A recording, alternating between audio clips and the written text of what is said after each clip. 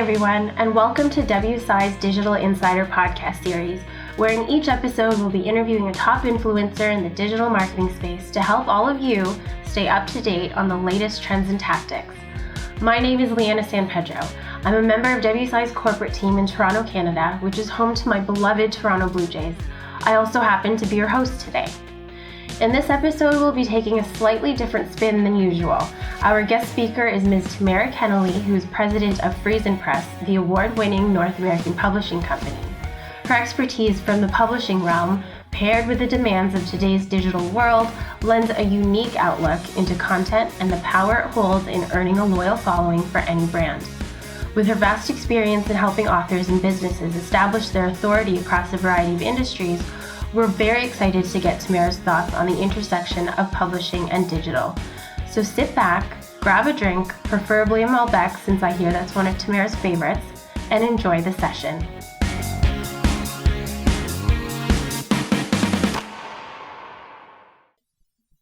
Tammara, thank you so much for joining us today. Thanks for having me, Leanna. Now, at first glance, WSI and FriesenPress come from two very different worlds. And, we are in the business of digital marketing, and your team is in the corner of traditional publications. And the place where we collide is our mutual love of great content. So whether it's in the form of a book, a blog post, an ebook, or, a white paper, what role do you think content plays in building the kind of brand loyalty that every business aims for? That's a great question, Leanna. Thanks for asking. I think it's really important to understand that content marketing really is how you build brand loyalty nowadays. I think, businesses fail to really put a plan around their content marketing. And so it's important for a business to step back and say, who is my customer? Start by building out that customer persona and understand the different groups that you're speaking to. And as you understand that persona, you're able to build your content marketing strategy, ensuring that you're following those 4 C's, which are to consistently create compelling content for them. So it's not as important to put a volume of content out there as it is to put out good quality content that's easily absorbed by your client. I think it's important, though, as well, as you put out that content, to make sure that you're measuring your efforts. So putting out good, relevant content is important. Putting it out in channels where your customers will be looking for it is also very important. But then measuring that effort at the end of the day to make sure that your time that you're investing is well spent. So when you're looking at content marketing and whether or not your efforts are effective, it's looking at things like, are you getting views and downloads and shares of your content? Are there online conversations developing around the content that you've posted? What does your website traffic to that specific content look like? What's your social media reach? What are the attributed conversations occurring? What's the online and offline coverage look like? So I think it's important to measure your effort in addition to simply putting that content out there. And if you're doing a great job, your brand is being seen as a market leader, you're more credible, you're seen as intelligent, and you're seen as an influencer. And so I think nowadays content marketing is really important. So in what ways does publishing a physical book lend authority to and credibility to a brand? That's a great question. So, we talk a lot about the business as a book as a business card. And, I think it's important to understand that when you're building brand loyalty, the things that influence brand loyalty are, things like perceived trust, brand trust, the customer's satisfaction that drives repeat purchase behavior. And so, a book really does that. When you put a book out there, I think it positions you as somebody fairly unique. It says that you're dedicated and ambitious. I mean, we know you can't just write a book in an afternoon. You need to dedicate yourself to that effort. I think it says that you have a passion, not only for your vocation that you've chosen or the services that you're selling to your client, but you have a passion for your ideas. And I think that really is important. I think it says that you're intelligent. You can't really use the smoke and mirrors approach when you're putting a book out there. You really have to know your stuff, and you really have to position yourself as a thought leader. It says you're confident. You're confident to say, my book is worth reading. I have an idea that's worth you knowing about. And finally, there's still that prestige around writing a book.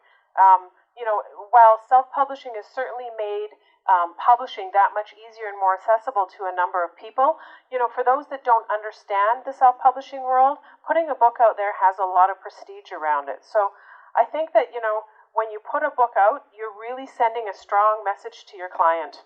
So you brought up the topic of self-publishing. So for our audience out there, just so they know, once a book has been published, what else do they need to do in order to amplify its reach and maximize its effectiveness as an overall branding tool? Leanna, that's a great question. And I always say to people that are looking to write a book and become an author, don't wait until the book has been published. Start early. I would start, most of your clients out there are already going to have a great social media following. You've got a great audience out there to leverage for all sorts of crowdsourced feedback. So I would say involve them in the writing process. Have them help you pick a title. Have them help you pick a cover. You can crowdsource their feedback with that first chapter to say, am I on the right track? And then, crowdsource them for some editing services. Not only are you getting benefit from that, but I think it's also having you be seen as somebody who is collaborative, who cares about what your audience wants, what they think, and it builds some momentum behind the book before it's even released. But I think that, the hard work begins once the book is released, and you do want to ensure that you're amplifying its reach. And so, I would start with, as you're talking to prospects and clients, make sure you're tying the ideas that you're presenting to them back to the book, whether it's in writing or verbally. Reinforce your message with the content in the book, not only as it relates to perhaps the services they're seeking out from you, but take it one step further and say, you've come to me for X, but, I would also recommend you look at Y and have a look at Chapter 9, which talks about Y, and start to build out a more robust engagement with that client by leveraging the book.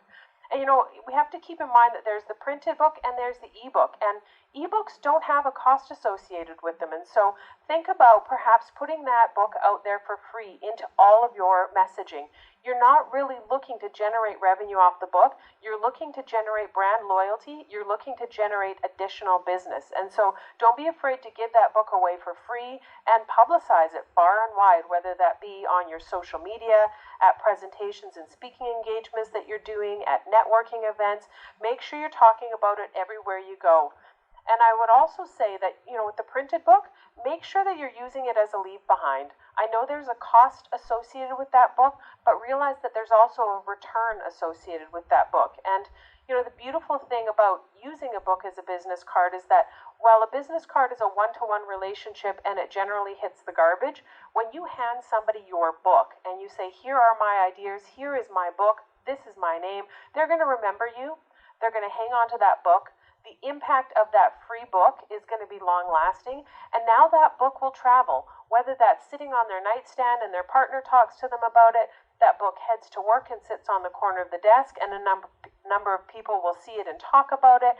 That book may be shared. It will travel into circles that you never would have even thought to network in. And so, there's really that compound effect of you've met one person, but really you're meeting hundreds of people with that physical book. Well, you speak about that compound effect, and it's interesting. So, do you think a book actually differs from a piece of digital content, like a blog post or an ebook? And for that matter, does a physical book have a different audience? Well, I think that there are different people that place value on a physical book versus an ebook. Digital content is certainly very easy to transport around and access in our busy lifestyles, but I think a physical book has a real impact on people, and it's really that first step towards forging that an offline, real world type of bond with your customer. I think it also, a physical book is long lasting. It's a physical thing that will sit on a shelf, sit on a desk, be carried around by somebody. So I think that there's more permanence associated with a physical book. And, it's interesting, in the last few days, there's been a lot of articles that speak to the stagnation of ebooks and, in fact, the decline of ebooks and the fact that people are really moving backwards towards physical print again and really valuing that feeling of a book in their hand. Now, what would you say to businesses or even individuals wondering whether or not they have enough content to publish a book? I love that question because I think it's really intimidating to think about not only writing, because many of us aren't writers, but now you're writing a book. It feels very heavy. And what I would say is we have to keep in mind that the reader's attention span is shrinking in this world. People don't want to read an epic novel. They don't want to read a Moby Dick when you're putting your ideas into a book. You may need to make sure that you keep your ideas really short and relevant in very small sound bites that are easily digested by the reader. So, sit down and talk about what you know to somebody, and you'll be amazed at how much you do know. So the real challenge isn't about, do I have enough information? I think for most people, it's how do I organize my information and write this? And there are so many great resources out there right now that will walk you through how to do that, starting with that big mind map of ideas and taking that mind map and chunking it into headings that are chapters with ideas, and then saying to yourself, okay, now I have my chapter outline. I'm going to write 500 words a day, which is really an attainable goal. And within 2 or 3 months, you should have that book done quite easily, although most authors that are doing the book as a business card will find they have it done a lot sooner, because you want to keep it short. It doesn't, the average book is about 60,000 words, and that's a good sized book. You don't necessarily need to have a book that's that length. So chunk your goals down into daily sound bites, and you'll find that you have a book quite easily. Having said that, Leanna, I think there's also great value in looking for co-authors. So, the short story is very popular right now. We saw it really become popular with the Chicken Soup for the Soul series, where you see a number of contributors putting a book together. So if it feels intimidating for you to do an entire book, find like-minded individuals that have areas of expertise that are different than yours and collaborate with them to put together a book that's co-authored. That was wonderful. Now, before we close off, do you have any final thoughts to share with our listeners? I would say that if you're looking to build brand loyalty and create some content around that, self-publishing has become more accessible than ever. It's very simple to do. There are a lot of do-it-yourself routes. The cost can be very minimal, and I think you need to look at the cost of what it would be to put a book together as a part of your overall marketing strategy. I think you'll find it very affordable, and I think it really positions you as a market leader, because it's not something that many people are doing right now, and the ones that are doing it are finding great success. Thank you so much, Tammara. That is all the time we have today, and I want to thank you on behalf of everybody online for joining us. Thanks, Leanna. Well, that concludes this month's episode in WSI's Digital Insider Series. Thanks again to Tammara for sharing some great insights into how content, no matter what channel it's shared through, has the capacity to promote brand loyalty. And of course, thanks to all of you for listening. I hope you found the session informative, and if you have any questions about what was discussed, be sure to get in touch with a WSI consultant in your region. This is Leanna San Pedro for WSI, signing off.